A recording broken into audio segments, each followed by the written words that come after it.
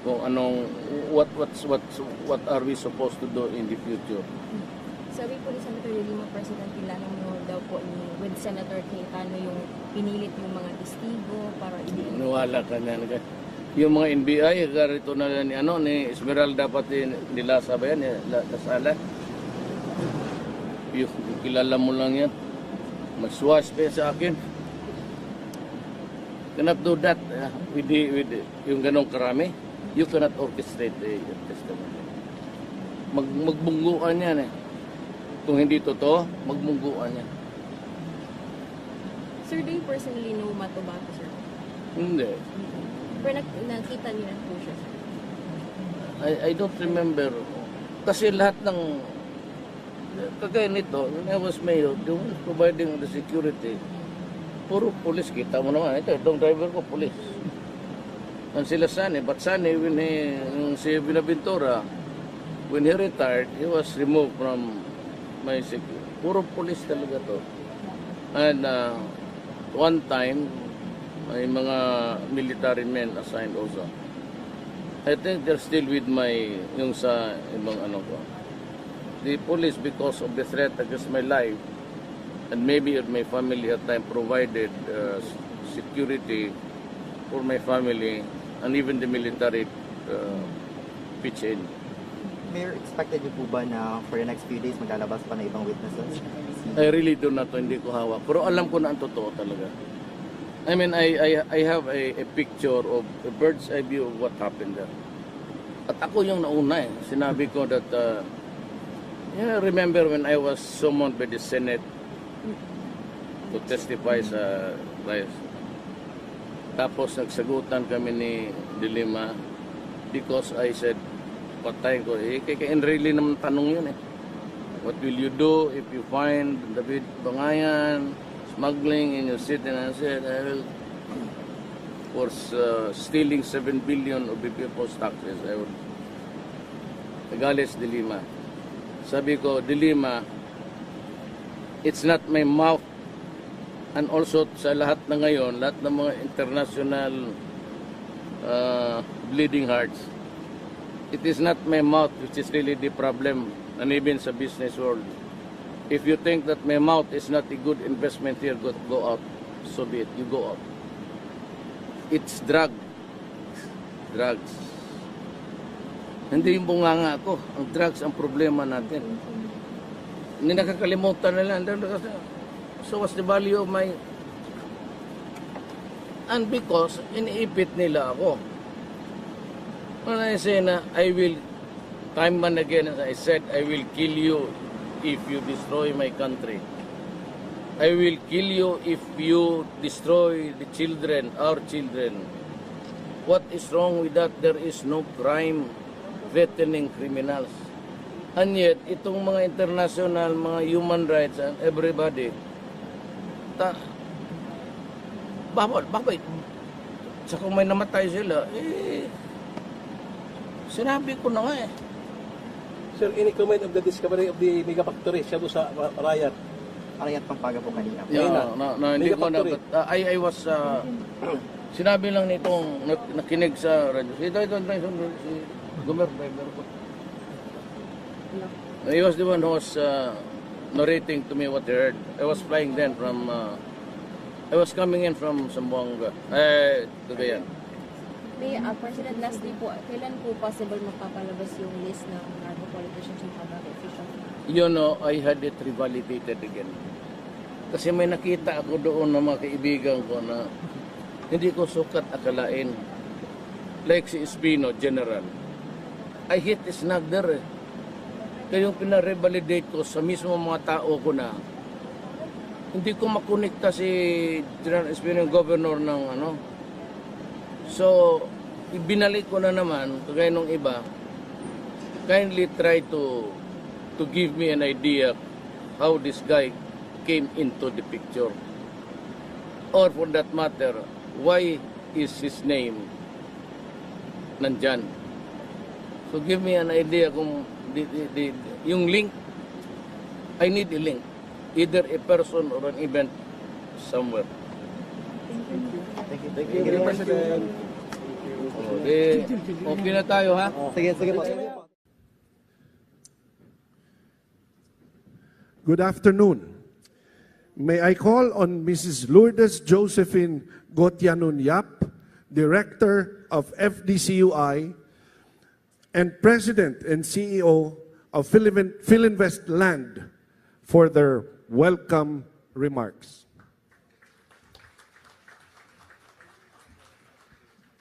President Duterte, friends from the government, ladies and gentlemen, maayong hapon sa inyong tanan. Welcome to the inauguration ceremony of the FDC Misamis 405 megawatt circulating fluidized bed cold thermal plant. We are humbled by the presence of President Duterte as he inaugurates the first power plant to be commissioned during his administration. We adhere to his strong conviction that when Mindanao is strong, the entire Philippines is strong. And today, this plant stands as the biggest power plant in Mindanao and has finally put an end to the recurring power crisis that has plagued the region. This will drive much-needed development in Mindanao by ensuring a reliable and competitively priced power supply. This plant marks the biggest investment of the Philinvest Group and reaffirms its confidence in Mindanao. It is our mission to provide power at the most affordable cost, in the most reliable way, while investing in technology that protects the environment. As we celebrate this afternoon, we give due recognition to all our partners who made the power project a success. We are extremely grateful for the warm welcome we have received from the province of Misamis Oriental, the municipalities of Villanueva and Tugoloan, and FIVIDEC, for the encouragement from the regulatory agencies of the DOE, ERC, and DNR, among others, from the unwavering support of our valued customers in the region, and the strong assistance of our lenders, our contractors, and the dedicated FDCUI team under the leadership of Mr. Alcordo and Mr. Pangilinan. This plant was the brainchild of my father, Andrew Gotianon Sr.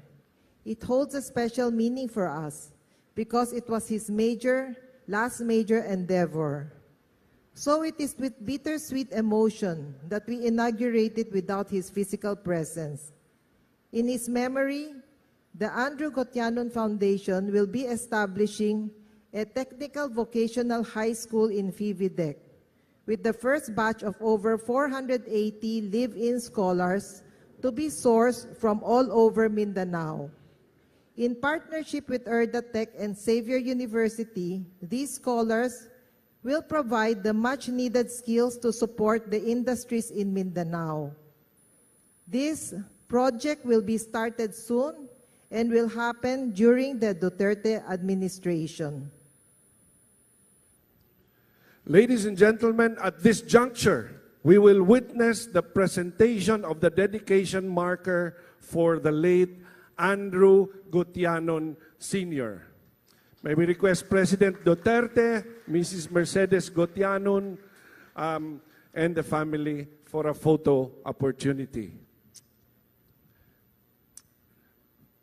A big hand, please, ladies and gentlemen. Thank you. Thank you very much. Thank you very much, President Duterte, Mrs. Gotianon, and Mrs. Yap. Ladies and gentlemen, the next part of our program is the unveiling of the inaugural marker of the Philinvest Development Corporation's Misamis 3 by 135 megawatt CFB coal plant. To be led, of course, by our President, Rodrigo Duterte, together with government officials and members of the Gotianon family.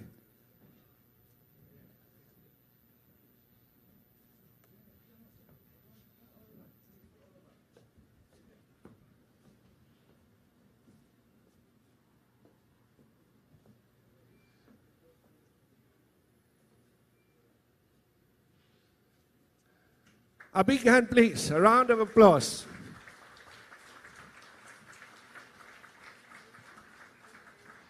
Thank you very much.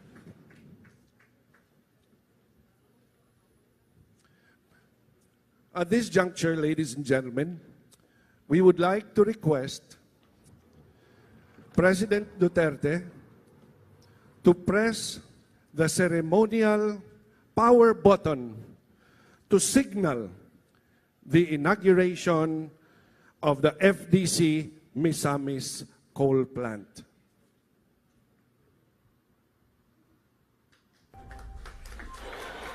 This power plant is already connected to the Mindanao grid.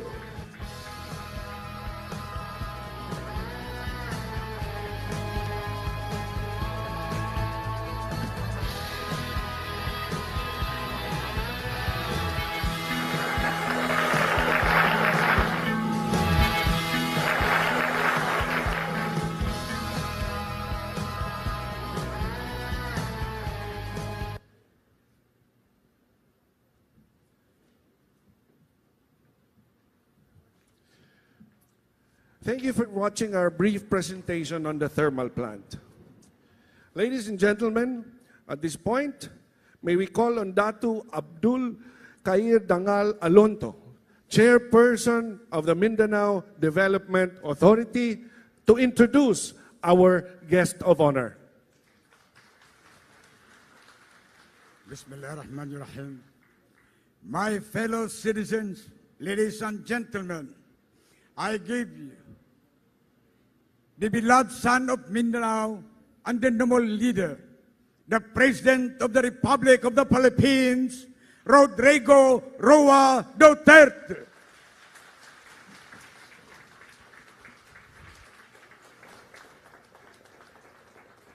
Kindly sit down. Salamat. Governor Imano, Representative Unabia, Representative Oy, Representative Rolando Oy, Representative Maximo Rodriguez, Representative Lord Alan Velasco, the committee sa Energy's House, Abdul Khair Alunto, one of the cabinet members who are here, Mrs. Mercedes Gutianon, the chairperson, Andrew Gutianon, Josephine, Jonathan Michael, Edward Gutianon, Mr. Jesus Alcorda, chairperson of the board, Mr. Mario Pangilinan, Mayor Jenner Rosaliti Oy, Mayor Hector Fernando Giordimano, my beloved countrymen, good afternoon. You know, while I'm talking about this, the newest plant, and congratulating the Gutianon family for their sheer enterprise, not only in the development of the Philippines, but sharing the money to help the Philippines raise the standard of living. One of the few nakita ko na, well, the big ones are really big. And they are big because maybe God gave them so much. So that's also they can help so much of our fellow men. Wala na kayo masyadong problema in about years to come. But again, the second and third generation would still suffer if we're not able to really utilize what I would say, the solar and the wind, and I don't know where. Alam mo, this will be again, I said, tallied against the statistics of the EU. Tapos they would again start to compute the carbon footprints dito. Ganon yan yung, you know, I had this argument with the EU. Early on, hindi pa ako off ng office. This went to see me, and it's about the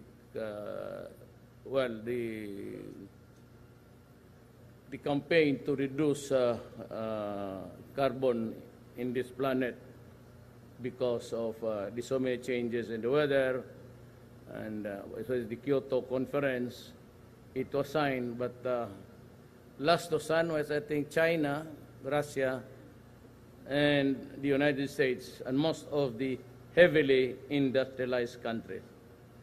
That is where I said the hypocrisy and sometimes the stupid inconsistency itong mga industrial powers. They want to lower, but they also want us to go lower than usual. So they would want to delimit, and we cannot raise higher than the ratio that we've been using. You are used to. So pagka saka tagamay.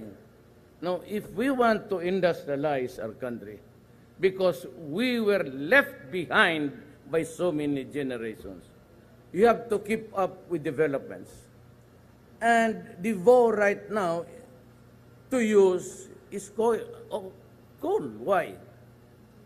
Barato, it's available, although it is maybe deleterious to the whole of the climate of planet Earth. Now, this is the problem. Sila started very early. So, upon the dawn of the industrialized era of this planet, sila yung mabibilis, and the consumed oil, the fossil fuel oil, bunker, lahat diesel, sila yung tumaas na daan. Sila yung bumubuga, and they took them years to do it.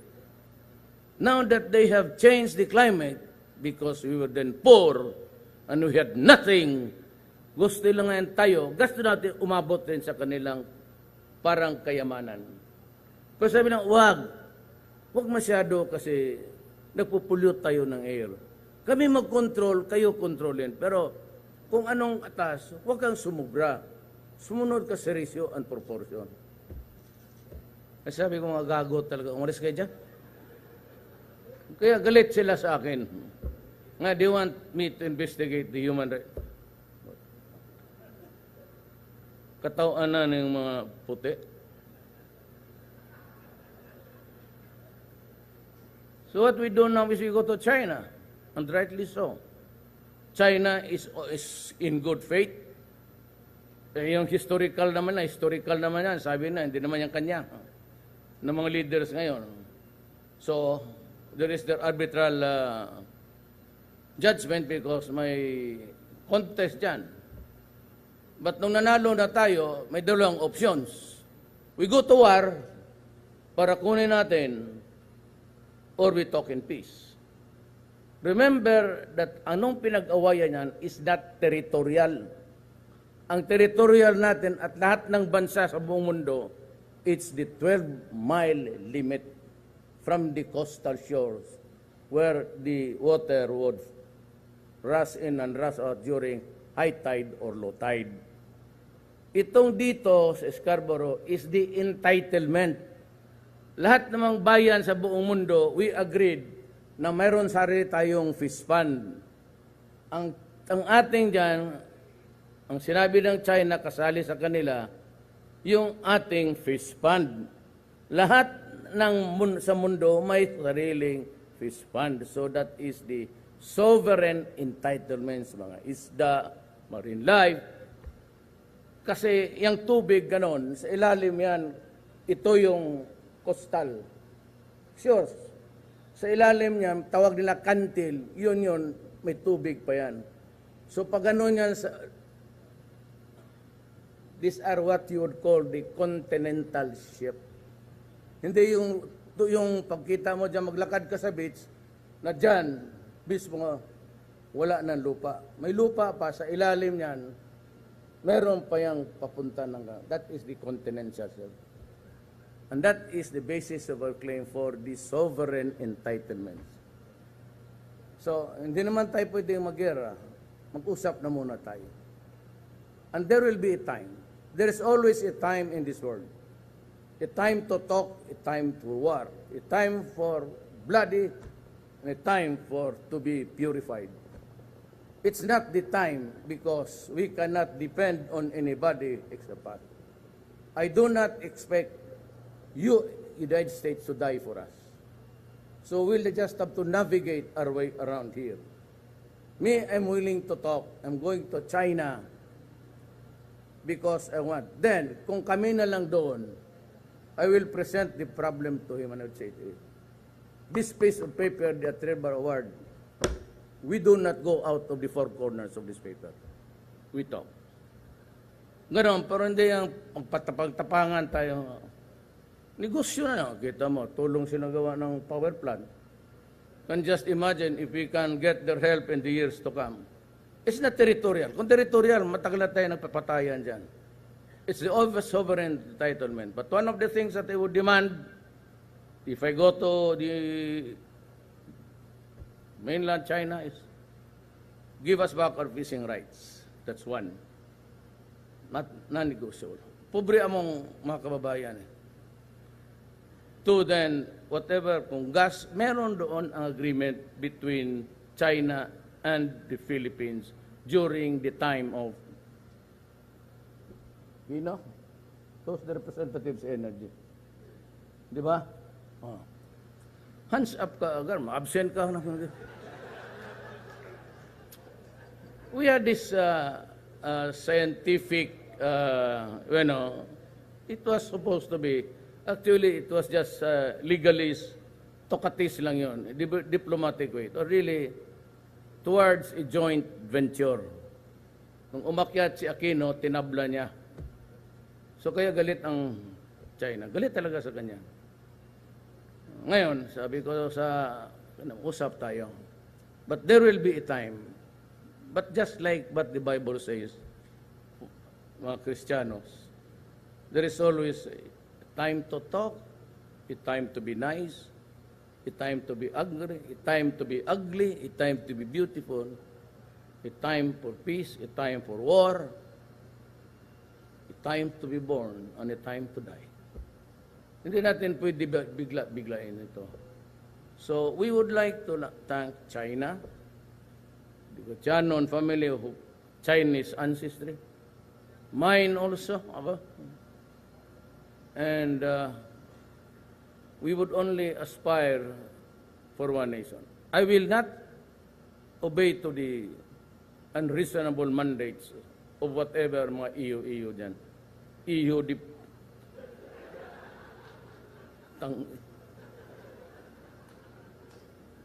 kaya gani, basta maliit ka. But not me. Kaya ngayon, sample ko lang, paalis na ako this. Human rights. Davao was very topsy-turvy. When I became mayor, I said, kayong mga kriminal, mga durugista, mga adik, mga udapper, umalis kayo. Kasi pag hindi, talagang mamatay kayo. Now, bakit nga maraming patay? You know why? Hindi yan sinasalvage. Kagaya niyan sa Manila ngayon. Kasi ang pulis talaga takot yan. Anak ka ng... You should know because I was a prosecutor, a vice mayor, mayor, congressman, presidente na ngayon. Kung bakit, ayaw ko dumating ako dyan. Pero basta ganun ang laro. Takot talaga ang pulis noon. Kung hindi mo sabihan ang pulis, hulihin mo, go after them, arrest them, and if they present a violent resistance, kill them. Yan. With those words, maraming patay ang Davao. Yung lumaban talaga, namamatay. Pero sabihin mo na patay ko, nakatali ang kamay sa likod ko. Those were the handiwork of their co-conspirators dyan sa droga. Kasi bago kami nag-umpisa, sabi ko, hulihin mo ito, tapos ituro mo yung isa ang nagpiyait sa iyo. Yung isa naman, ituro mo siya yung nagpabili sa iyo. So yung binabalot na yung tinotorture, hindi trabaho ng gobyerno yan. Bakit may balot na hindi naman nagpuproduce ng mami ang gobyerno? Barilin mo lang dyan. Iwanan mo kung gusto mo talagang extrajudicial. But most of them were really because ang pulis talagang agresibo na. Kasi sinabi ko, go! At saka kung ano ang mangyari, as long as it is in the performance of your duty, duty connected, and when your life is in danger, patayin mo. Huwag kang mamatay kasi pagdating ko, ikaw ang barilin ko. Totoo. That is really my language. Ngayon, they've been using it.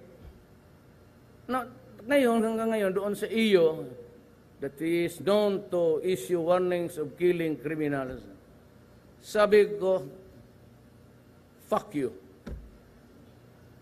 Why are you threatening me, including itong rapporteur ng Amerika? Why are you complaining so much about me threatening the criminals of the drug syndicates? If you consider the fact that we have now 3,700,000 drug addicts,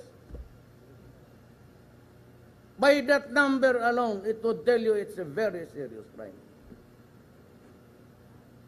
Tingnan mo ngayon na wala ng addict. 60% reduce ng kriminal. Wala, pero maraming patay. Pero yung mga addict, kasi yung addict, 6 months to 1 year magamit ng Cebu. Either mag-suicide yan sa kagawa nila o mag-hold up. But in the end, yung may pera, ayan, maraming pamilya, even in Davao. Basta itong mayayaman na hindi na sila kailangan magnakaw, magpatay. Hindi na kailangan and they see the hopelessness of that. Yan ang totoo dyan. Itong mga Amerikano, pabuta-bungol. Takutin pa ako na, bakit hindi ko sila putahin? Noong mayor ako, it was all right for them to criticize me. You know, you have a mayor in that Mindanao Island who's very talkative about killing, so easy. Okay lang yun. Kung presidente ako, lecturean ako ng putang ina niyang rapporteur. Tapos sabihin ako you know, there is no crime at all in the Philippines which says, I cannot threaten criminals or else I will go to prison. Walang crime nagsabi nga bawal magsabi ka kriminal. Kayong mga terorista. Kayong mga Tapos ako sinabi na doon they went into Iraq on the excuse of weapons of mass destruction. Pinatay nila si Saddam. Iraq is no longer a state. They undermined Libya. Binobomba nila ang Syria, patay pati mga bata. Wala lang Kaya today I announce sa international, sa Al Jazeera, I am inviting the United Nations, si Bangki, anong pangalan niyang yawa na yan? Bangkimon, Bangkisan. I am inviting the EU, yung pinakamahusay, send the best lawyers of your town. Pati ang mga rapporteurs, pumunta sila sa Pilipinas.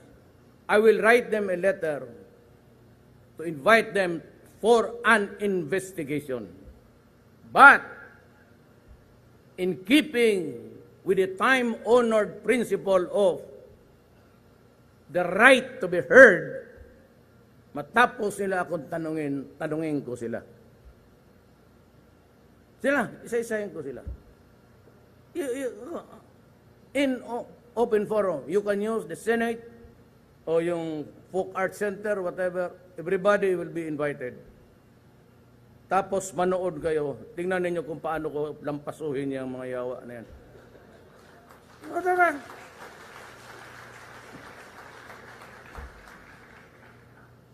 Una ko lang tanong sa rapporteur, I killed thousands? O what was the name of the first victim? What happened? Where? For what reason? How was it done? What time was it? Ito si Obama, papatay yung mga blacks doon. Kahapon may binaril na naman na African-American. Kaya magpadala ako ng raportor bukas doon sa Amerika. Tanongin ito, bakit pinagbabarilin niyo itong mga itim dito? You know? Tapos sabi ng Britain, sabi ng Germany, di warningan nila yung mga Arabs. You stop because we will bomb you. Ang tinatakot ko, mga kriminal, itong inyo, mga bayan ng mundong ito, ang mga kawawang Arab, mga Muslim, pinag-aapi-api ninyo. The Middle East is a destroyed part of the planet na wala na talagang, wala. Kasi yan sila, kaya ako nagmumura. Kasi kung sila, akala mo with all the pontification and every word that they utter, they would like it to be treated as an ex-cathedra thing. Kung sila marunong, tayo binababoy. Bakit ganon? Politika yan eh. Galing yan sa Davao. It started in Davao as a political issue. As a matter of fact, go to Davao, yung DDS is not really, DDS was during the time, Sparrow versus the DDS of government. Yan, hindi akin yan. Tapos in-adapt nila na adapt sa akin, sinakya naman itong mga oposisyon nung eleksyon. Okay lang yun. Ngayon hanggang ngayon, kita mo, di Lima, she was 7 years chairman of the human rights. Binibira niya ako. Hindi pinag-file ng kaso. The Secretary of Justice, she was building a name at my expense para ma-popular. So what now? Tingnan mo. She was not only screwing her driver, she was screwing the nation. Yan ang, kita mo na. O ngayon, sana yung human rights. Kaninong papel ginamit ninyo para sa investigation? From where were the papers? Kaya mahirap yung gano'n. Nakita mo, so after all, kaya sabi ko 6 months, because at the time when I said, I need another 6 months. Yun yung pinahon sinabi ko kay Lima, you better hang yourself. Kasi nandito na sa mga kamay ko yung, sinabi na nila, tinignan ko na. So all the while, because of her propensity for sex, ayun. Ngayon lang ako nakita na babae na lumabas sa buong social media, nakangiti pa ang buang. Maragoy na hitabo. Putang ina kung nanay ko yan, barilin ko. God. Yan nga, that is a lesson to be learned somewhere. Tapos sabihin ito mga na BB Plus credit, walang pakialam sa inyo. I'm formulating a new foreign policy. I'll be neutral. At saka yung sabi ng Amerikano, magpatrol-patrol dyan sa China Sea. I will not allow the armed forces to do that. Stop it. Why should we go into joint patrol? Tapos nagkagirap. Pag nagkagira, saan ang battleground? Diyan Palawan. Kalukuhan yan. Magira lang kayo dyan. Okay na kami dito pa. Inaugurate na lang kami. Kung meron kami nito, you know, I'd really be happy if I get to be invited so many hundreds of kilometers away. I would still go there. If it's the weapon, you know itong electricity, it is really the Carabao. Pag wala kang energy, patay ka. And to me, this would alleviate, including the Zamboanga Peninsula. Hirap talaga sila doon. almost every now and then hingi ng tulong for a redistribution of the power from the grid. But with the surplus now, hindi nga surplus, kulang pa rin. But more or less, may stabilize na. For now. But we never thought that Mindanao would develop so fast that in a few years would be starting again to tinker with, but maybe in the fullness of God's time, we would have something like a solar or better technology, but not expensive. Walang question yan. They are available. But whether or not we can operate them at a cost that would give you the return of investment for a few years, I don't think so. Well, I'm not trying to be an actuarial thing here, but mahirapan. So hindi naman kasi ang mga investors, they want to get back a little of something. Maybe on the third year, fourth year, they would have the profits back slowly. But if you're saying that itong ganitong klaseng, it takes time, it takes money. But again, I would like to thank the Luciano family for this plant and everybody connected with it. And the Chinese, you will see me more often in China. Saka totoo lang, pag iniyaya ka dito sa mga Asia country, makita naman ninyo ang preparation sa banquet. Doon, buhugan ka lang yung sagbutan o mga salad-salad. Dito na lang ako. Diyan na lang kayo. So again, I'm here. I'm happy to be here. I think this would I would have the command conference with the police. Just a reminder to them also that I'm not happy with what has happened. I give them a more ganito ha. In a scale of 1 to 10, we have achieved something like about 5. But most of the drug ngayon, even dito sa Cagayan, if you want drugs, your source of communication, the critical communication will come from your jails. Ang transaction dito sa droga sa Pilipinas, almost 95% still being cooked inside prisons. Puro Chinese. Kaya hindi ito maghintay itong mga yawa, ito bahog ko na sa boiler diya. Sabihin mo sa kanila, translate mo. I have no problem. My grandfather, Chinese yun. My grandfather was really Chinese. When he was naturalized, he took after the name of his lawyer, Attorney Roa. My mother was a Maranao, taga-Iligan. Pero yung mga half-sister niya, talagang Roa rin. He was really a Roa, but he was really Chinese also. Most of the time, and there was this naturalization proceeding, yan ang ginagawa nila eh. Ina-adapt nila ang mga pangalan ng mga abogado nila. So wala akong problema dyan sa mga Chinese na yan. Papaghinto, bahog mo. Bueno, Governor Mango Dadato, Governor Solon, Mayor Rivera, Police Deputy Director General Uyami Jr., Police Chief Superintendent Cedric Rain, the officers and men of the Philippine National Police, the officers and men of the Philippine Army, the Armed Forces, mga kababayan ko.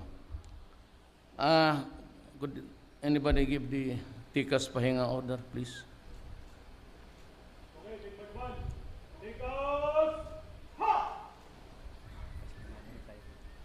Kaning mga pulis ba, pag tikas pahinga, mas dakog bilangkan kayo sa mga army.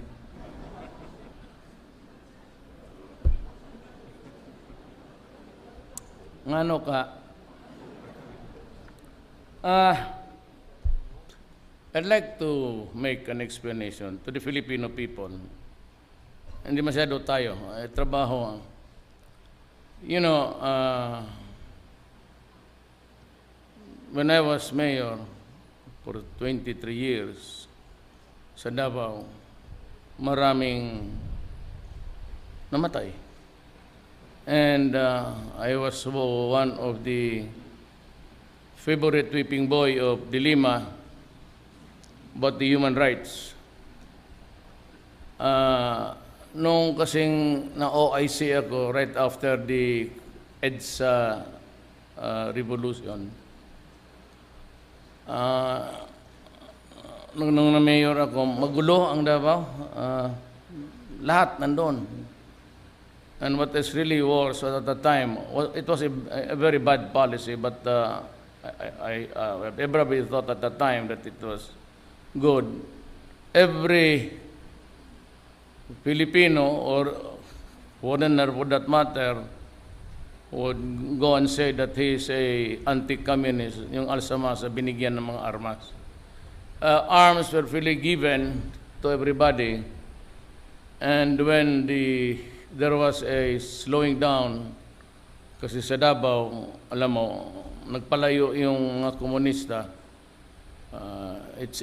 Wala na tayong panahon mag-istorya kung bakit. Ang naproblema ko ang mga hoodlums. Then, the shabu substance came into being. Hirap ako, so sabi ko, yung mga durugista, yung mga kidnapper, yung mga hold-upper, murder for hire, umalis kayo ng Davao kasi hindi, pag ayaw ninyo, papatayin ko kayo. At yung ibang umalis nga, buhay, yung ibang, yung hindi naniwala, patay. So no, there is a problem. Kasi lahat kasi ng namatay, binibilang, well, politika una yan. It started with politics. Yung lahat na namamatay dyan, pati yung nasagasaan, kukunan ng picture, padala ni Nograles doon kay Lima, kaibigan naman sila, pareho silang pangit.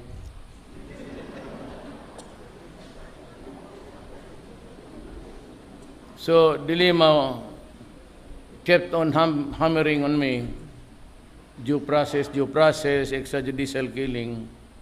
And I was the one of the few mayors na national.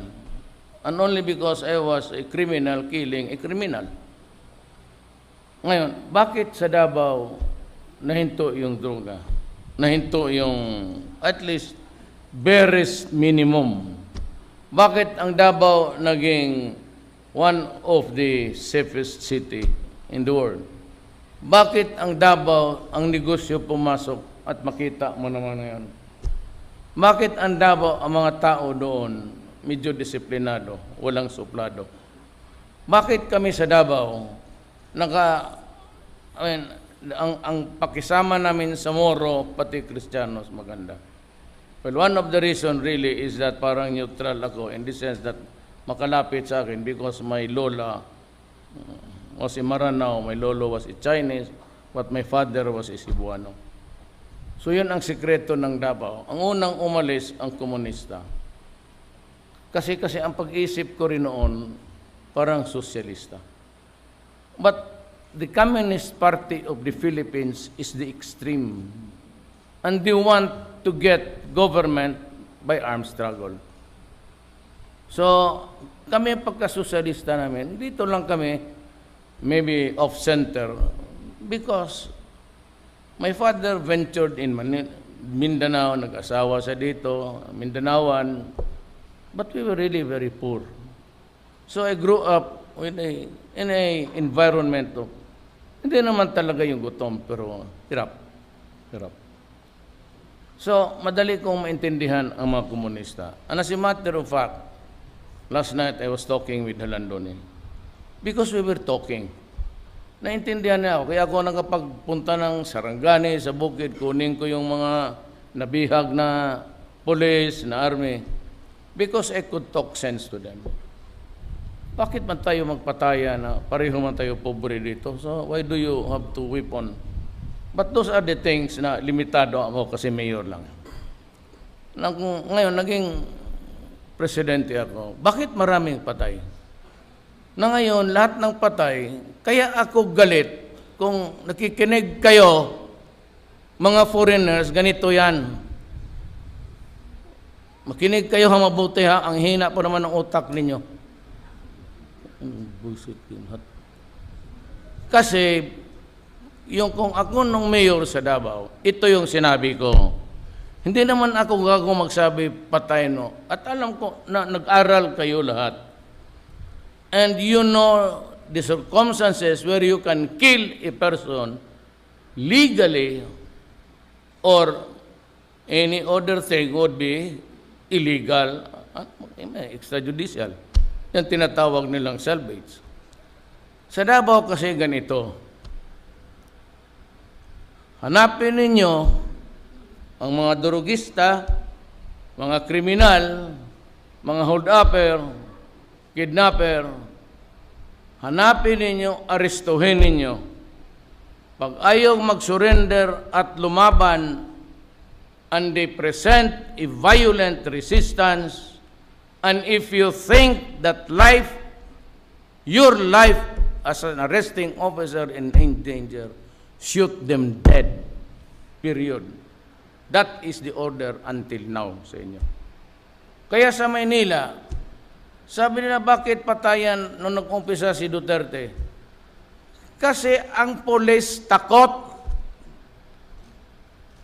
Alam ko, 23 years ako, ang polis pag nadimanda, on the day na, alam mo, ang mga abogado, ganyan, abogado ako eh, pag demanda ka ng polis, mag-counter charges. At minsan, yung hearing sa polis, yung dinimanda niyang kriminal, na iwit, last to be heard, yung demanda ng kriminal sa kanya na una, and he gets suspended, and that day, pero mga officer, after 2 years, but that day, wala ng trabaho, wala ng pagkain, wala ng... Hindi na intindihan ng mga loko-loko eh. Kaya ang mga pulis takot. Nung ako nang presidente, sinabi ko, go out. Ano niya ako? Go out and hunt down the criminals. Arrest them. And if they offer a violent resistance, and you think that life, ikaw ang mamatay, kung hindi siya, tangina, patayin mo sila. Yan ang order ko sa iyo. That has not changed. Pag sinunod ninyo ako, wala kayong problema, ako ang bahala sa inyo. Hindi ako papayag na may militar o pulis makulong dahil sa utos ko kasi ang bayan natin hirap. Hirap na hirap ang bayan natin. Sa droga, Santiago, he's an officer ng Armed Forces. Sa PDEA siya. I don't have no reason to doubt about, hindi man niya personal kalaban. He told us that there are 3 million addicts now in the Philippines. Of late, huwag mo na lang bilangin yun. Yung 700,000, it's going up. It's gonna reach 1 million mark by the end of this month. 1 million drug addicts, pas 3 million nung sinabi ng PDEA. Ilan yan? 4 million. Nag-usap kami ni Widodo doon sa ASEAN Summit. Sabi ni President Widodo, we have the same problem. I have 4 million addicts. But there are about almost the largest, ang Indonesia sa about 300 million people. Tayo 104, nearing the 4 million mark. Itong mga puti, ang utak talaga puti. But pasabot luspad, walang dugo na, they cannot understand na ako hirap na hirap masyado dito ngayon. What am I supposed to do with the 4 million? Sabi pa ng easily done. kindly record it and give it to the idiots. Why is Duterte killing them? Sending them to rehabilitation would be good. They do not know, or they do not pretend to know, or they are ignorant really, that in any government there is always the fiscal year, January to December. At that time, it was Aquino, itong budget kung pinapatakbo ko sa inyo, was a budget that was prepared by Aquino the previous year to be implemented this year. And the budget next year is being prepared now for implementation next year.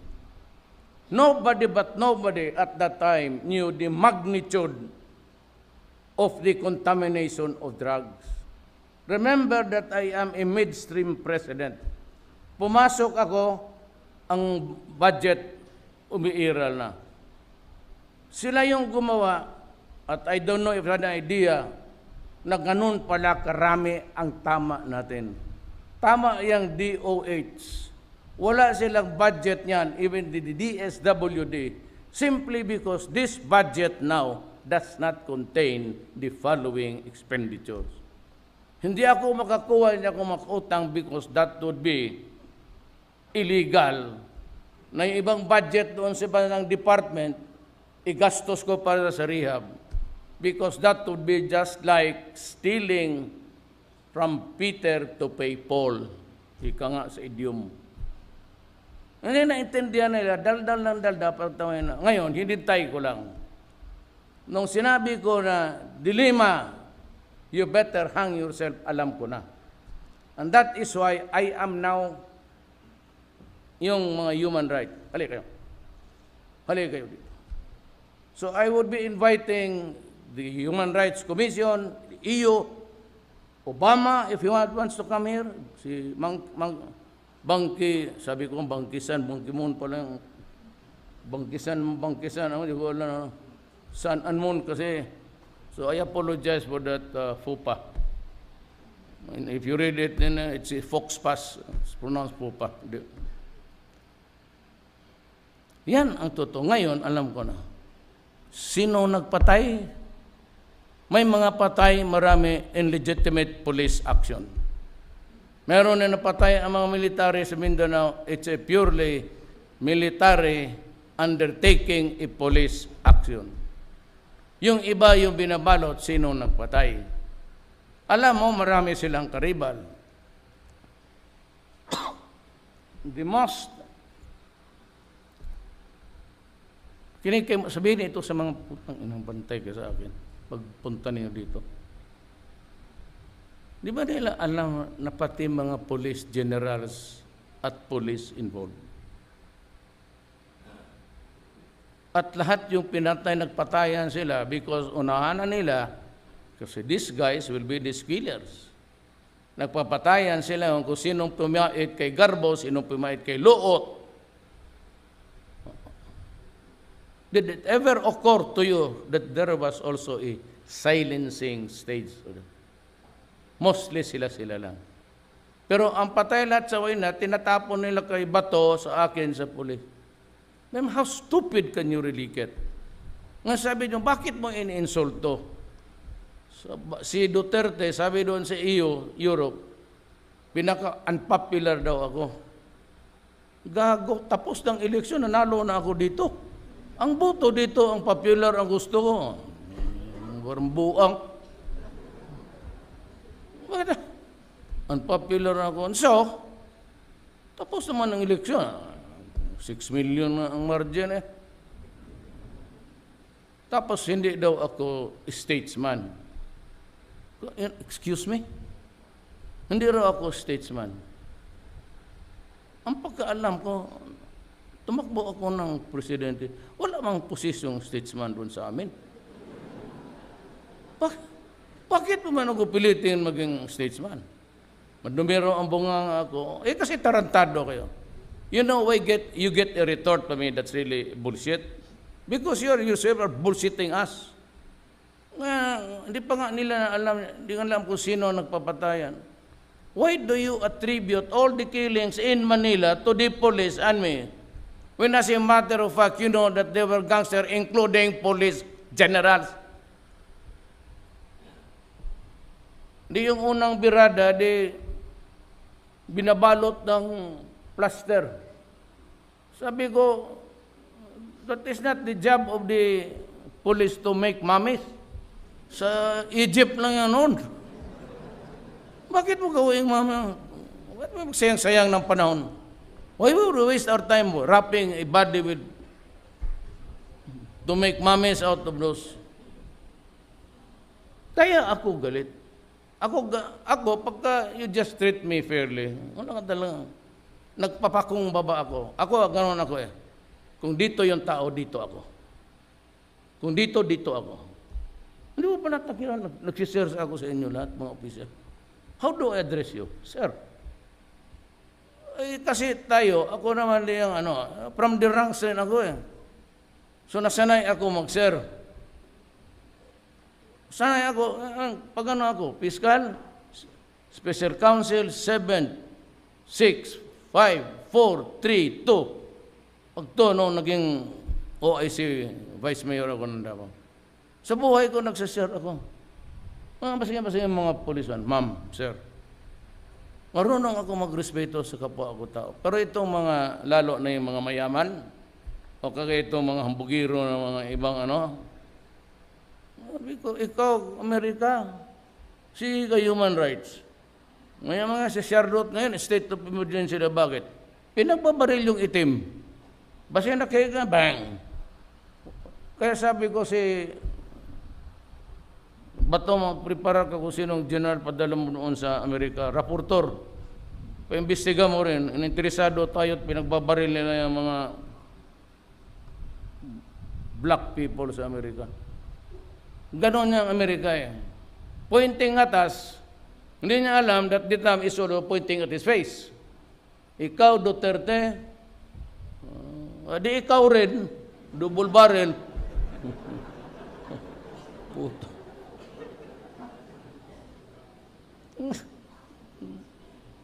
So what kung ayaw na nila?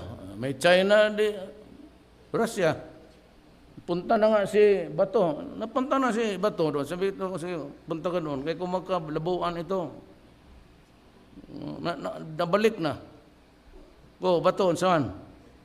Siya, sir, naanata na siya. Buwag na ta. Dito na lang ta. Isa ka pang intrigador. May sulusulan itong Amerikano, kandidato ko dito.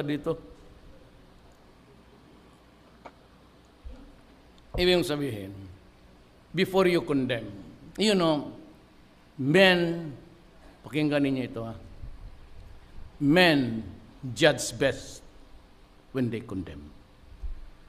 Pinakamahusay ang husga sa tao lalabas yan, lalo yung husga na yan, kasamaan sa kapwa niya tao.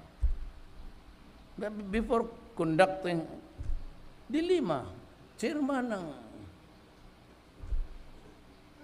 Human Rights, Senador, wala mang pinail isa, sige yaw-yaw sa akin. Ayoko naman siyang patulan kasi pangit siya. Baka patulan ko, tapos, sige mag-usap tayo, Mayor. Na. Tapos, saan ma'am? Ikaw kung saan mo gusto. Alam ko na noon pa. Totoo alam ko. Kaya sinabi ko, di Lima, I am listening to you. Hindi dyan nakuha. Akala siguro yung bibiro ako. Hindi akalain. Alam mo, when you get to be president, marami na rin ibang bansa na, gusto mo lang. Sige, kaibigan tayo. So, alam ko na. Doon sabi ko, Dilema, did I not tell you that I was listening to you? Yung pagsabi ko, go hang yourself, yun na yun. Dumaan na sa kamay ko. Pero hindi ako ang sabi ko, hayaan ko sila, bit Aguirre. Sige. Siya yun. So, ganito yan. Sabi ko sa mga opisyal ninyo, be careful. Kayo nasa likod, mapoproblema kayo nito. Kanihimbi na masyado. narco-politics has entered the Philippine democracy. Bantay kayo dyan. Kaya ako hindi pumayag na mag-eleksyon ngayon. Kasi yung mga mayor, gobernador na sabit, they will still have the money to spend and be in power.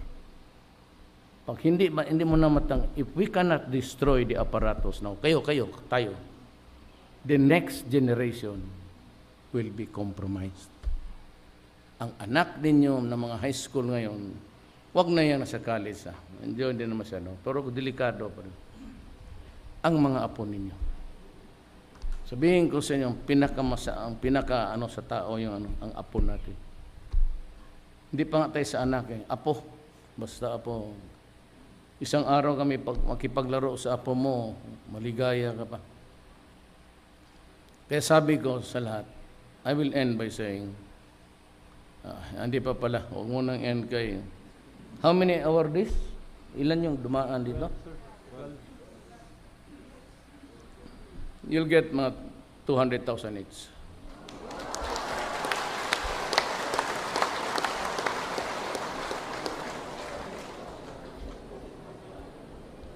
Pamatay pa, karami pa dyan.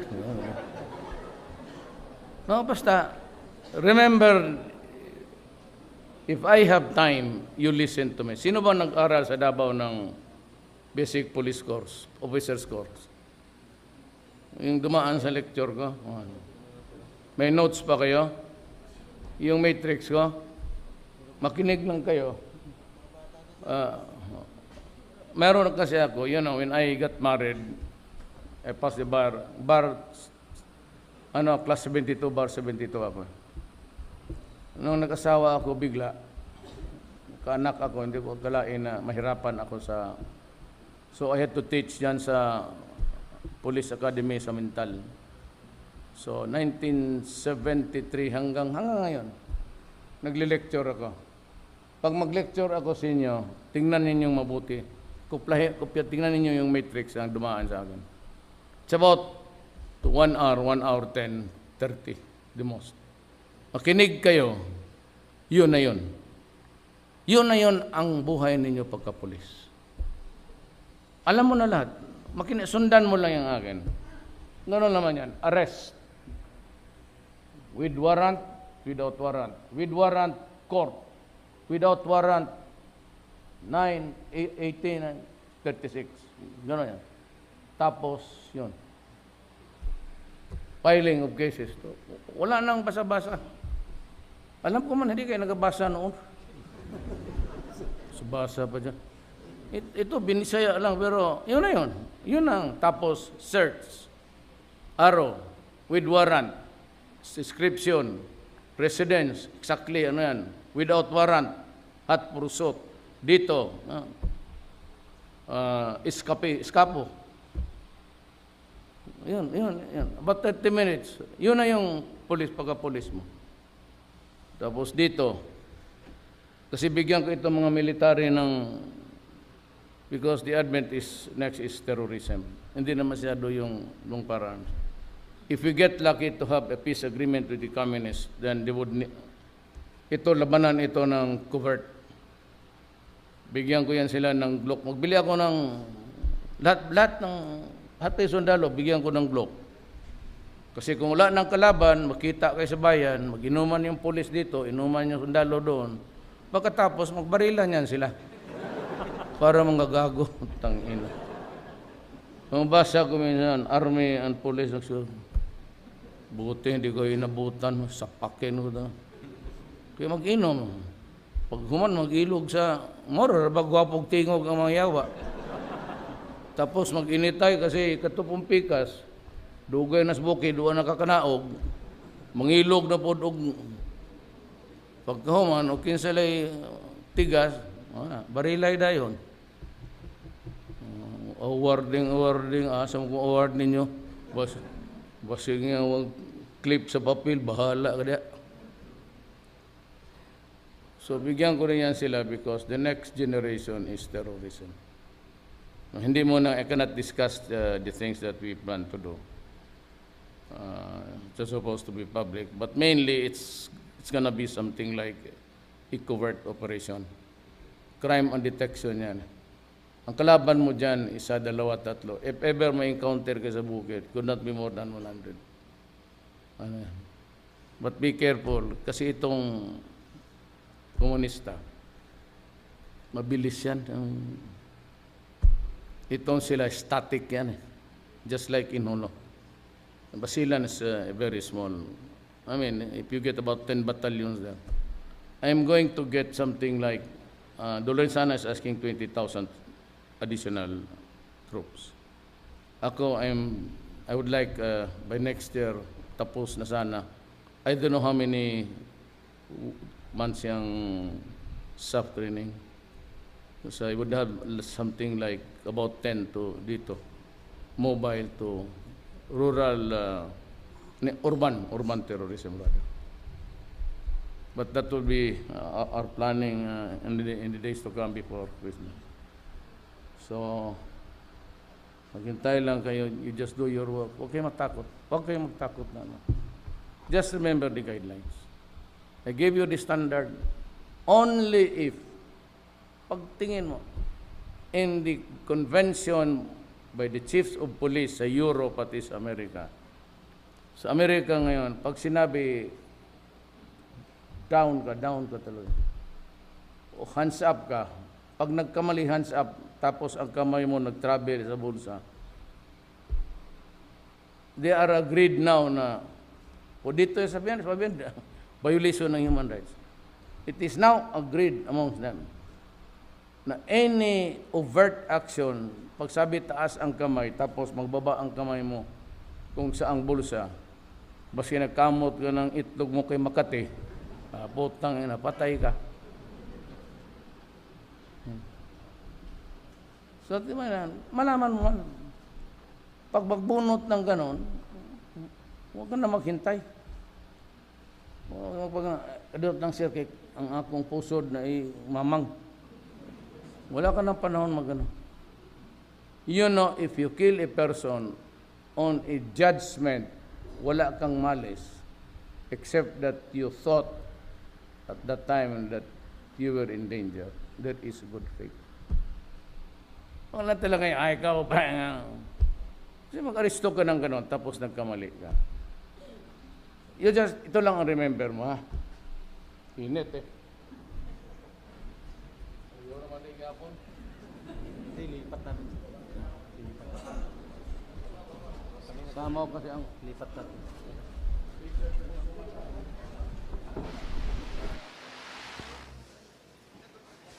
may ano na lang yung ito na lang. It's always gamitin ko lang itong figure. You're the policeman. Ano ka, at that time sa enkwentro, were you a policeman or not in the performance of duty?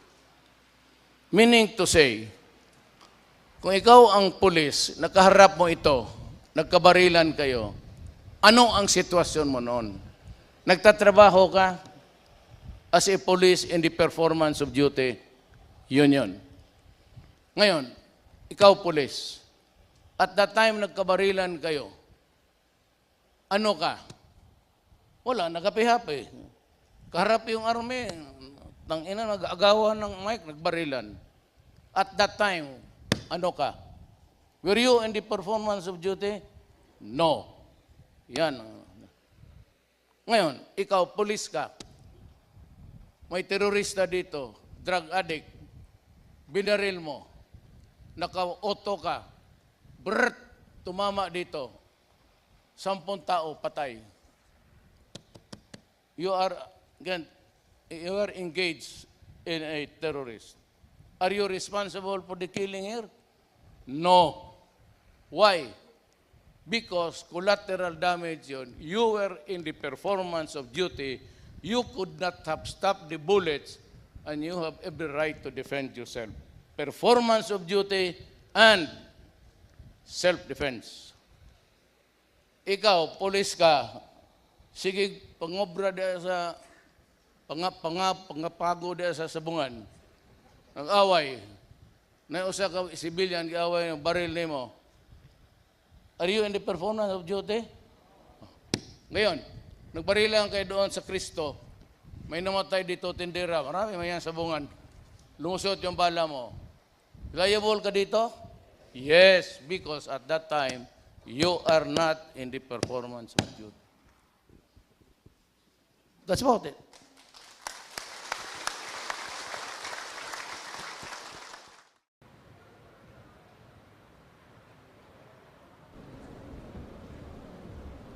Ladies and gentlemen, the President of the Republic of the Philippines, Rodrigo Roa Duterte.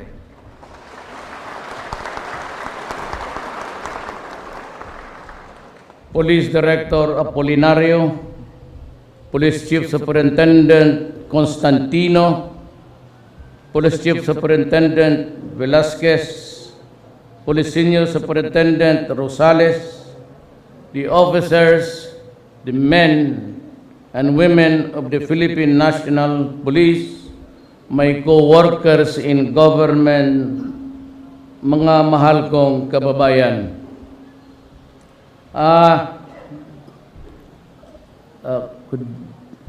Who's in charge? Give the tikas pahinga for the men.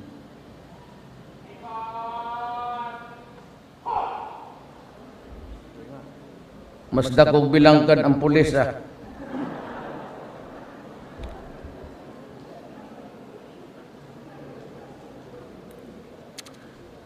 You know, I will go direct to our job and the environment that we are operating now, including the nuances. Ako kasi, sa Davao City, nung mayor pa ako, been mayor for 22 years, 23 as a matter of fact. Kalahati lang kasi kaya naputol ngayon, naging presidente ako. I was very strict sa trabaho, especially against crime. I'll just tell you maybe a biodata of sorts. I was fiscal for 10 years, a trial lawyer for also about mga 9 years, and I hardliner against crime. Na ganito yan. You must have heard, because it was a very popular issue at that time and until now, that killer daw ako, that I kill men, and they want me in prison. Nakakatawa itong mga gagon na to kasi sila ang walang alam. You know, at the transition period sa Davao, yung martial law, pati yung revolution ni Cory, there was much really trouble. Everyone who claimed to be an anti-communist was provided with a gun at no cost, at no question. Basta ikaw, kalaban mo, komunista noon. So a lot of, tao sa Davao halos may armas. And it became an anarchy for everybody. They would just go into a house, hostage the people there, then ask the owner of the house for money. At alam mo naman noon, hanggang ngayon, you cannot withdraw more than 50,000. So they would stay in a house for 3 days while the poor husband goes to the back to his home, and all the time, yung asawa niya, anak niyang babae, pati yung mga maid, ginagamit ng mga kriminal. So it was really a furious kind of thing. Ako naman dumating, at ang sinabi ko ganito, I am out to get you. Surrender peacefully. Because if you don't, if you offer a violent resistance, kasi halos lahat may baril, mamamatay kayo. The only reason why Davao got the highest in law and order and was even one of the peaceful cities in the world, except for the blast which was really coming because of our operations in the Zamboanga Peninsula. Expected na yun. Sabi ko sa police, just do your work, arrest them, overcome the resistance, and if there is violence, kill them. Yun ang nadala ko, yun ang ginamit ng mga politiko. So every time may mamatay, aking kasalanan. Without really studying closely my pagkalumaban. Basta alam nila, kill, kill, kill, kill, kill, kill. Ay, problema ninyo yan. Naging political issue, yung kalaban ko every time may mamatay sa Davao, whether or not really killed by the police, or killed by the cohorts, or killed by the husband of his lover, if it was a gunshot wound, violent resistance, sa ibigay na yan sa akin. Kill, kill, kill. Ginamit sa eleksyon, ginamit ni Lima, who was, I said, for almost so many years, the chairman of the human rights. Reklamo ng reklamo, bunganga ng bunganga, wala namang ginawa ang putang ina niya. Ngayon, naging senador, daldal ng daldal, sabi niya, yung si Matubato, was with them sa Witness Protection Program for 3 years. Ngayon na lang niya binitawan kasi naiipit na siya. You know, Lima was screwing her driver and at the same time, she's screwing the nation. Siya yung may hawak. So itong mga human rights, itong ngayon, alam na ninyo. So what do you suppose you will do now? Dal kayo na threatening me with International Court of Justice. Now I am the one.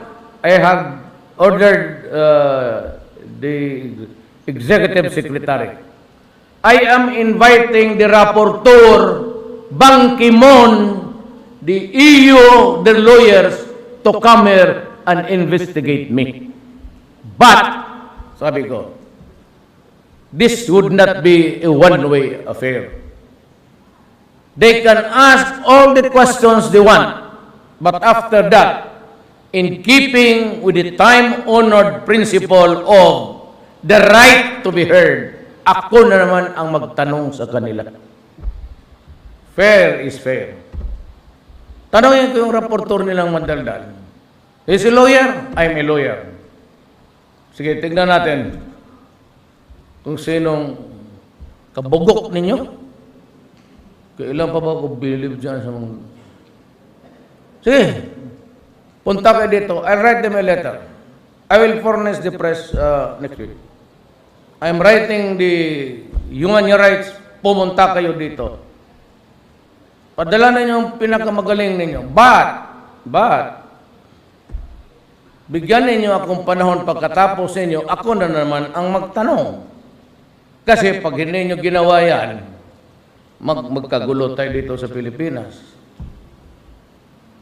Do not have your cake and eat it too. Ika nga. Para tapos na. Ngayon, anong order ko sa iyo? We have a problem. Our problem is, hindi ko alam ganito kalalim at kabigat kung hindi ako naging presidente. I know the problem was serious in Davao. So what I said, because gunggong yan, kita mo may police kayo na nasa hospital, yung isa patay, hindi ko nga alam pala dito. Else, I could have been here. Kasi sino yung police na namatay, pinupuntahan ko talaga. Not only to condole, because wala na, tapos na yan. But to show my solidarity with you. Kasi lahat tayo sa gobyerno, remain loyal to the Constitution. Salute the flag. Never mind if do not salute me. We are all workers of government. Pero let not be. There are, sabi ni Santiago before, sa PDEAT, 2 years ago, 3 years ago, there were already about 3 million addicts contaminated by drugs. The recent events would show that there are about, we're counting, it would hit 1 million by the end of the month. That another, so 3 million plus 1 million is 4 million. In my talk with Widodo doon sa summit sa ASEAN, he said, he has about 4 million drug addicts. We are catching up with Indonesia. It behoves upon you, it is your duty to protect the next generation. Huwag ninyong hayaan. Alam mo, if it would outlast me, wala malaman natin, nagsasakay ako ng baril ako, whatever, maraming galit. Promise me now, wala akong hingin sa inyo. Do not compromise the next generation. It is a very serious problem of our country. Do not be afraid to do your duty. Huwag kayong matakot. Yan lang ang hingin ko sa inyo. As your commander-in-chief, I am not asking you for anything. I'm just asking you to be conscious na may next generation, yung mga anak ninyo, yung college, okay na yan, kung matino. Yung mga 4th grade, 5th grade ninyo, yung mga the next set of officers, kayo nasa likod. Be aware of this. Kaya your training now, ang klase niyo should be more sa covert detection, because the next would be terrorism and drugs. You know, yung nagpaputok sa Davao, hindi niya tinanggal yung helmet. Tinaas lang niya yung blinder. Tapos hindi niya removed yung mask niya for yung sa, kunwari, para sa abog, si tawag ng Binisaya. Mabasahe siya ganun. So, but, alam na natin, ayun, pag-alam natin, that's independent, which I cannot talk ever with you. Well, if you're part of the intelligence community, then you might share with that. Pero yan ang utos ko sa inyo. Huwag kayong matakot. Sa Davao, bakit ganon? Hindi natatakot ang pulis. Hindi ako papayag. Ako ang magpakulong. Putang ina niya. Huwag kayong matakot. Ako ang magpakulong. Just do your duty.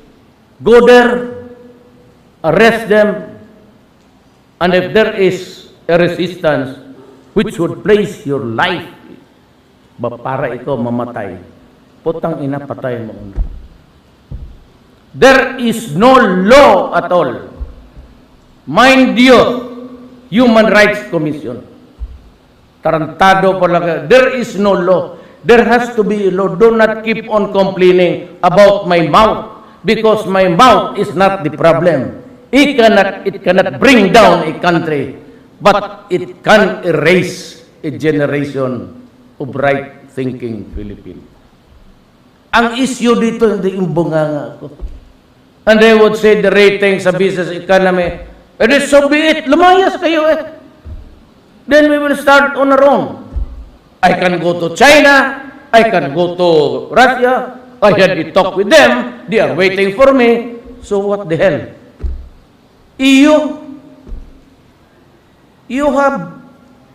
You pretended to be imbued with humanity. Ngayon, maraming migrants na mamatay dyan sa dagat, hindi ninyo tanggapin. You have stopped accepting your fellow human being in distress, SOS, you have stopped and closed the borders, and they are there dying outside of hunger. Tapos magturo kayo sa akin na pinatay ko ang mga kriminal. Loko-loko pala kayong lahat eh. That is why I use slang.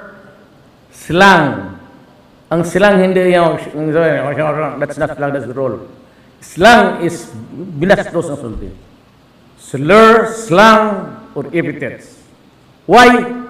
Nakakawala kayo ng respeto because you do not even investigate. Wala akong sinabi in public na you kill, everybody you kill. I always lay down the conditions and bind you bago ito sila nagtindig sa harapan ko. They knew already what is, I do not have to lecture on, they have to, I am doing it for the media. Alam nila na hindi sila makapatay na without due process in the sense that you have to be arrested legally. Mr. X, I am a police ito, mag-surrender ka. What is the essence of arrest? Babalik ako dito, magturo ako because I said I married very early, so I had to go to the police school to teach. I lecture lahat ninyo, yung mga official. You listen to it for 1 hour lang. Then you will know everything about your police work. That is the thing until you will die. Yan lang ang kailangan mo.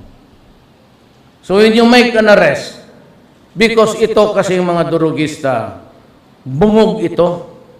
Kagaya ng mga kalaban ninyo noon ng mga esparo. Talagang bumubunot yan, babaril yan. Ito rin because bungog, may armas. Invariably may armas yan. Pagka lumaban dyan, just announce. May warrant ka, pumunta kami dito, ibaba mo yung baril mo. Pag itinaas yung baril, paharap sa iyo, barilin mo na. Kill him!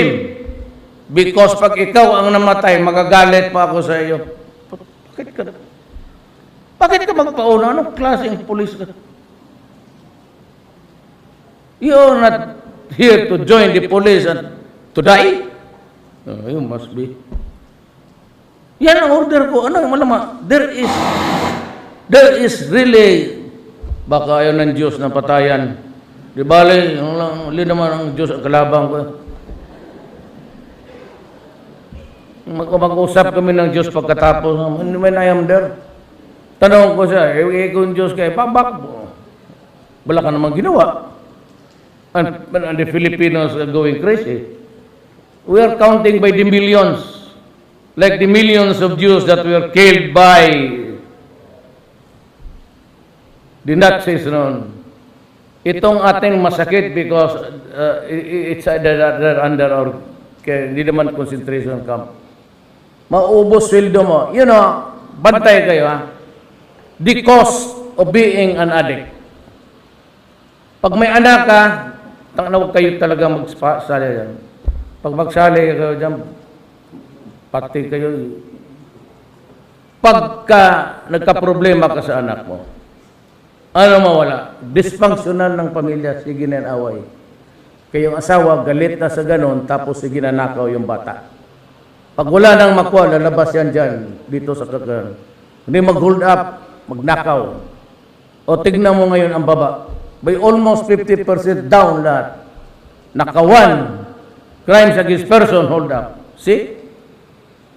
So huwag kayong magkumpiyansa dyan. So just remember my guidance. If in making the arrest, ganito yan eh. When you make an arrest ito, you announce your authority. O pagka-delikado ka, huwag ka nang mag-announce. Sabihin mo lang pare, taas mo kamay mo. Gobyerno ako. Military ako, Air Force, o Navy. Then, it is your duty to arrest. How do you arrest? You arrest is you take a person into custody. Para ma-aresto mo, iskunin mo yung tao, dalhin mo sa istasyon. So, anong essence? Kung may resistance, ang bata, ito mga human rights, ang bata kasi pumapalag talaga yan. Ako mismo naghuli ng bata noon, talagang dumugin mo. Nga pagka nagkasugat-sugat yan, ang human rights ng kala mo naman hindi nag-aral ng law, o yung iba yung lasing. Yung lasing hindi mo madalag agad. Bakit sino ka? You have to overcome his resistance. Whether he likes it or not, you have to overcome the resistance to bring him into the custody of the law at talhin mo doon sa istasyon. That is the essence of arrest. Ngayon ito, ayaw. Sabihin mo may baril. Tangina mo. Arestado ka, bitawan mo yan. dadalhin kita sa istasyon kung gusto mo buhay. Kung gusto mo rin patay, okay sa akin. Because the law requires you to arrest a person and overcome his resistance so that he can be placed under the custody of the law to answer for a crime or a wrong. Hindi naintindihan niya sa mga putang ina yan. Wala to. Ngayon, bata. Di ba pag bata, arestuhin mo, kisi-kisi yun na, mama. Ako, ganun. At talagang pinapalo ko. Sinasapa ko. Hindi mo madala sa istasyon. Lumalaban, sumisipa. Pag makita ka ng human rights, tangina, kaso ka agad. Sus Maria Josep. Eh kung ganon, hindi talaga tayo magkaintindihan ito. I'm inviting you and to answer my questions also. So that I would know whether you are a United Nation rapporteur. Do you know the law? And do you know the reality of arrest criminal? Ang mga Arabo, ang mga ISIS, anong sabi ng Amerikano, Great Britain? Pag hindi kayo maghinto dyan, bombahan ka namin. Tapos binubomba talaga pati mga bata, patay. O so anong diferensya? Takutin nila yung ISIS, pero pagtatakutin ko ng itong mga kriminal na sinisira ng bayan ko. O so what's it? Anong gawin ko pala pagka-presidente ako? Now, sabihin ko, show me a law that prohibits a president from threatening criminals. Show me the law threatening the Arabs going into Iraq on the pretext that there is a weapons of mass destruction. Yung pala wala. Saan ang diferensya natin ngayon dyan? Nililang ninyo ang mundo. Ako hindi ko na yan sinabi ko, patayin ko talaga kayo. What's wrong with that? When has it ever been a crime to threaten a criminal or a wanted person? Come, I will issue the invitation. But be prepared to be an educated human being. Because you'll have to answer my questions too. Bakit? Who gave you the right to be so one-sided that when you decide to adopt the theories of itong mga NGO sa Maynila, lalo na yung yellow, pinag-ano rin kayo. So tayo, we will not gula basta ang pulis. Army, tanawang army, gagmay, ang pulis o dagkubilang ka, sige nagpatid-patid siya, pareho po na ako. Kay Giriuma naman. Now, one of these days, I will give all military men just like you sidearms. Because itong terrorism, it's more of a covert detection and detection management yan pati ano. Ang kalaban mo dyan, 1, 2, 3, 4, 5. It could not be just like the ISIS in the Middle East because it is not a contiguous place. You know, island for island tayo, mahirapan yan. Terrorism cannot thrive ng ganon. At saka yung, alam mo na, learn how to deal with your enemy. Diyan sa hulo, static ang kalaban mo. Hindi yan lumalabas dyan sa Sulos, Basilan. Itong NPA, unlike your experience, they move around a lot. Dito, minsan kumbalbali na. So, pag-aralan ninyo mabuti ang study now the profile of a terrorist and drug.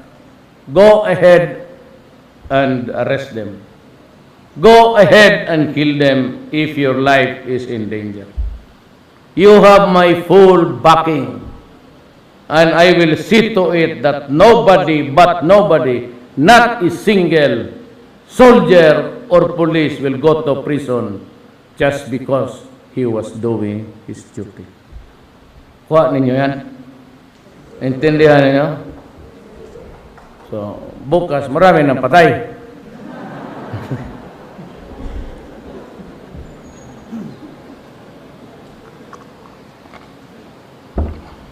Actually, ako, kung hindi lang man delikado talaga ang buhay na malayo, tapos kahoy lang, you might want to shoot hindi.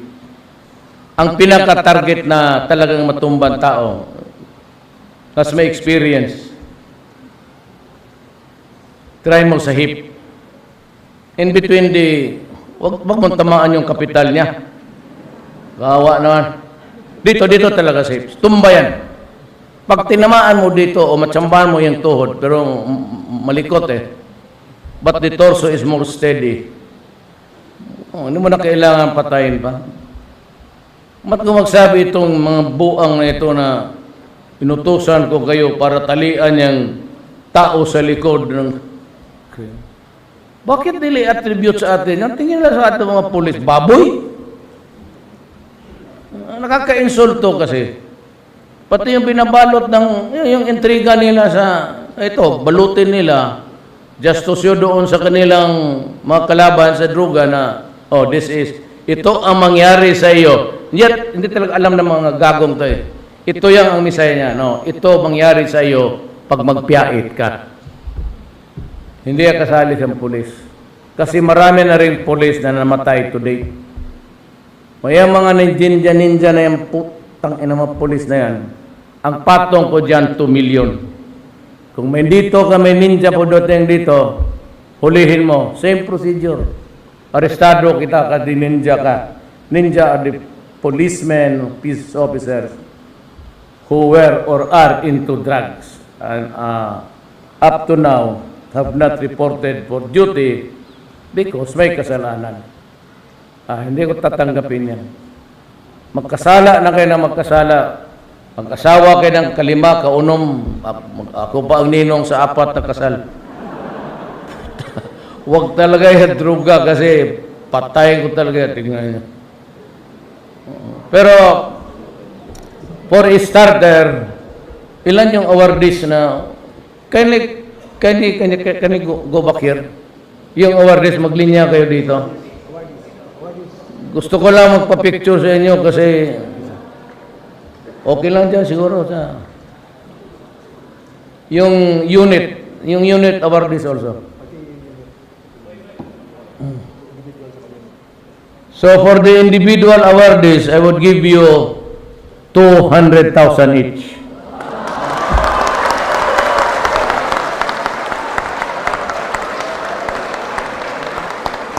Saka yung unit awardees for a job well done, tag 250 kayo. Kasalan niya mga. Pero kayong individual, ano kayo? Yung 200. Kasi alam ko, dalawa ang asawa niya tag 100 each. Napilihan ko itong mga army ng baril kasi the next game is terrorism and drug. We do not need so much yung armas We are talking to, we're lucky that the left are very receptive to us. Landone is waiting for me in Davao. He's there right now. I have invited them for dinner. Nag-uusap tayo.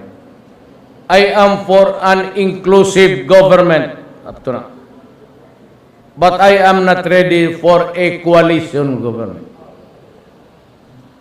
Inclusive government. Nandiyan na sila. Huwag mo lang pakialaman ang police pati military. Magkaintindihan na tayo. No coalition government. I will not allow any, except those who are elected by the Republic of the Philippines, the people, as their president. Kung komunista ang maging president, oh, okay.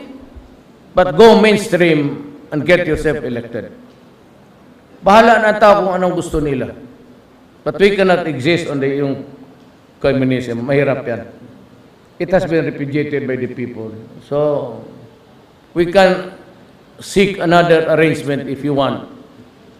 But the security of the nation will always be paramount. and will not be, hindi pwede yan, huwag galawin yan, kasi mahirap yan. So, 200 plus 250, you'll receive it. I'm going to the hospital to visit, nandiyan pa pala sa hospital yung police, wala nang ano. Lahat ng, I hope it would not happen. I pray to God, please, God, wag sana, but kung meron, I am from a social fund. Aside from yung yung inyo, then yung asawa ninyo, automatically I will employ her kung magtrabaho as government. And of course, I will work that you will stay in the payroll he will be still in the payroll for 2 or 3 years bago yung pension. Now, this is very important to me. I have nothing against this kind of system, but it sucks. Yung mga byuda na mga punta doon sa krami, ginagalaw pa, minsan pag-uwi na buntis na, wala na yung pera. Do not do that in my time. Sabi ko, dagdagan ko, tinanong ko si Apple ngayon, I will expand that office. You work on each and every career of the policeman. So if anything happens to him, that day you would know, you just press the computer when he was last assigned, tapos kung ano. Do not ask for ito mga birth certificate, for after all, tinanggap na ninyo na pulis yan. So bakit pa yan? Punerarya no more. Certify lang ng sino yung commander niya, what station.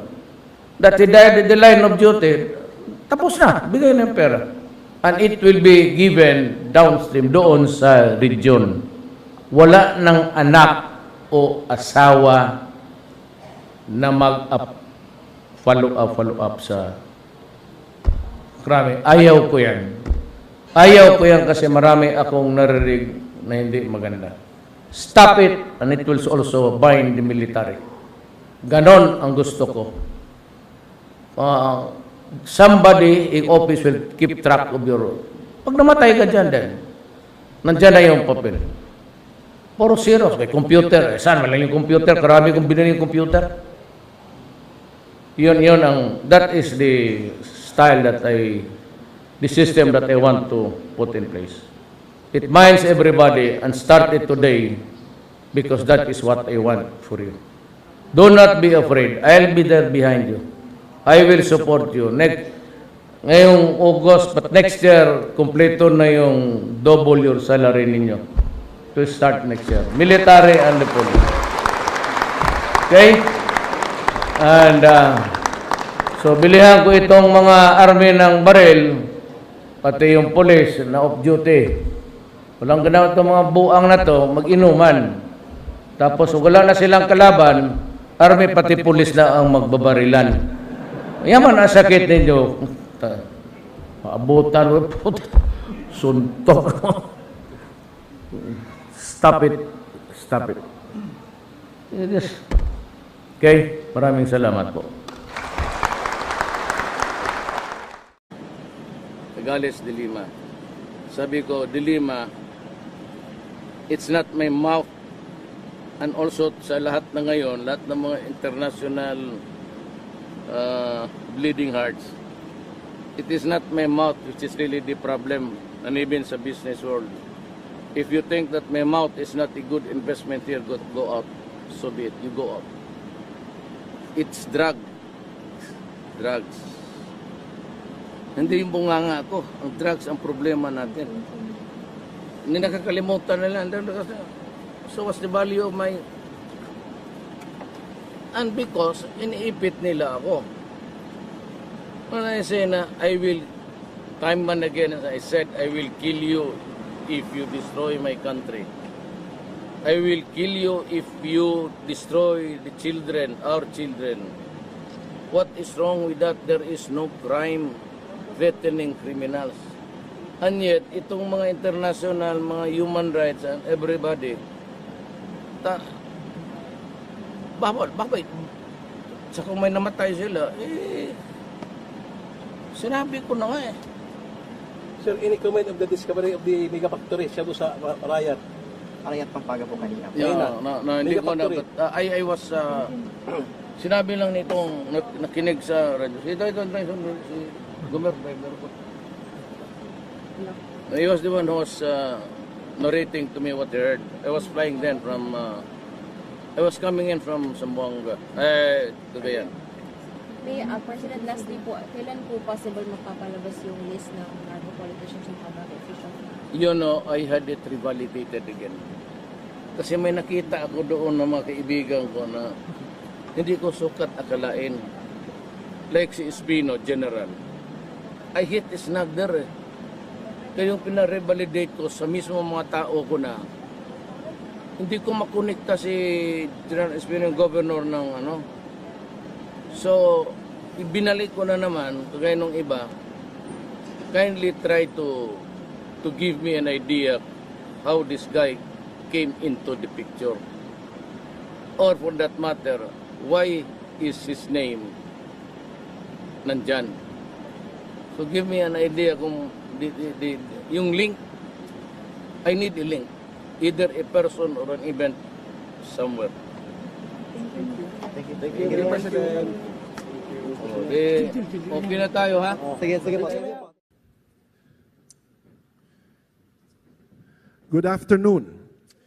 May I call on Mrs. Lourdes Josephine Gotianun Yap, Director of FDCUI and President and CEO of Philinvest Land, for their welcome remarks.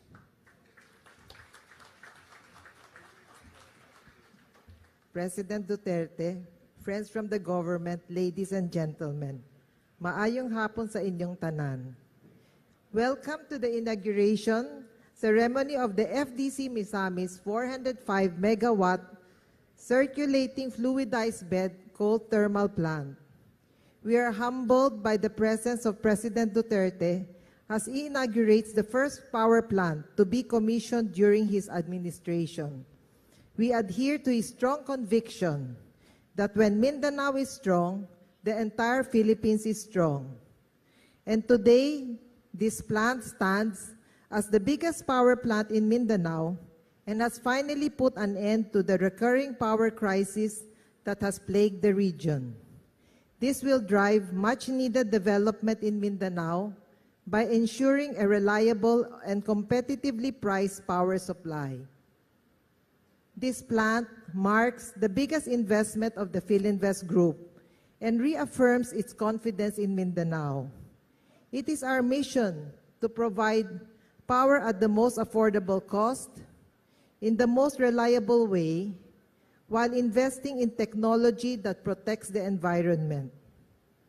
As we celebrate this afternoon, Kung anong, what are we supposed to do in the future? Sabi po ni Senator Lima, President Trillanes daw po with Senator Cayetano yung pinilit yung mga testigo para Nuwala ka na. Yung mga NBI, garito na ni Esmeralda dapat nila sabayan, kasala. Yung kilala mo lang yan. Maswas pa sa akin. Cannot do that with yung ganong karami. You cannot orchestrate the testimony. Magbungguan yan eh. Kung hindi totoo, magbungguan yan. Sir, do you personally know Matobato, sir? Hindi. Pero nakita niyo na po siya, sir? I don't remember.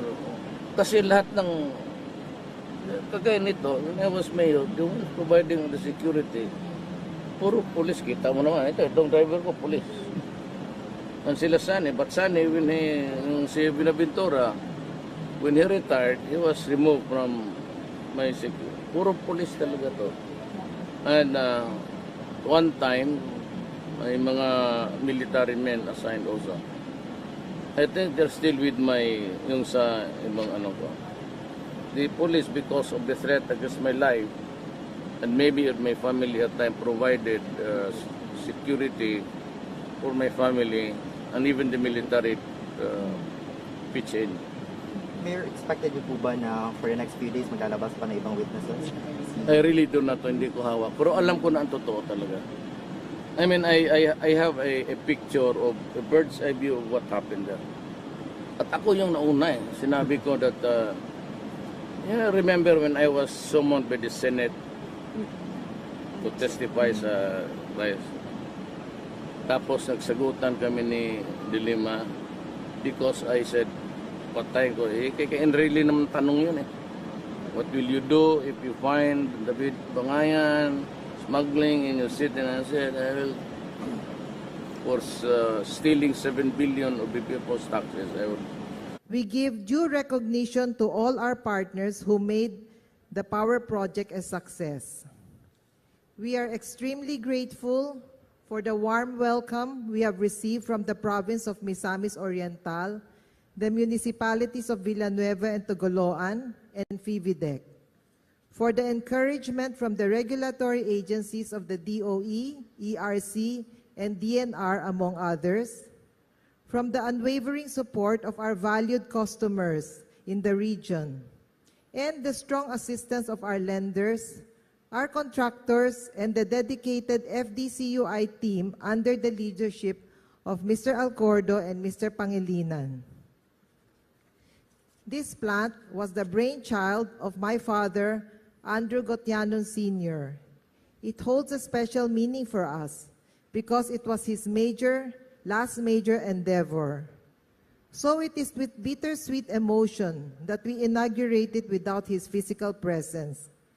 In his memory, the Andrew Gotianon Foundation will be establishing a technical vocational high school in Fividec, with the first batch of over 480 live-in scholars to be sourced from all over Mindanao. In partnership with ERDATech and Xavier University, these scholars will provide the much-needed skills to support the industries in Mindanao. This project will be started soon and will happen during the Duterte administration. Ladies and gentlemen, at this juncture, we will witness the presentation of the dedication marker for the late Andrew Gotianon Sr. May we request President Duterte, Mrs. Mercedes Gotianon, and the family for a photo opportunity. A big hand, please, ladies and gentlemen. Thank you. Thank you very much. Thank you very much, President Duterte, Mrs. Gotianon, and Mrs. Yap. Ladies and gentlemen, the next part of our program is the unveiling of the inaugural marker of the Philinvest Development Corporation's Misamis 3 by 135 megawatt CFB coal plant.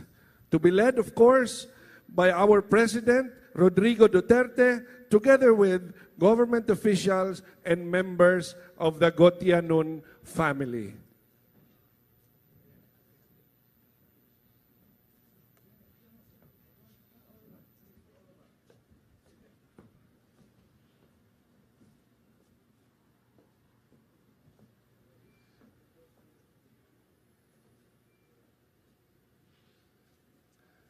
A big hand, please. A round of applause.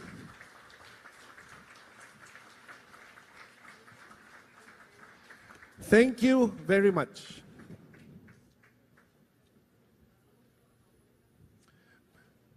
At this juncture, ladies and gentlemen, we would like to request President Duterte to press the ceremonial power button to signal the inauguration of the FDC Misamis coal plant.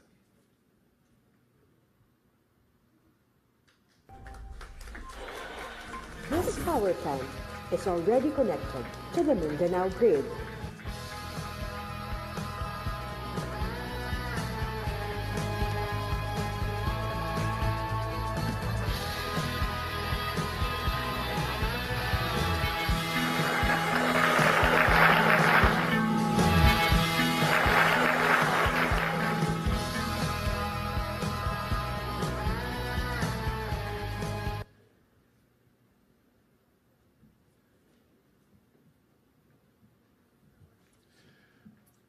Thank you for watching our brief presentation on the thermal plant.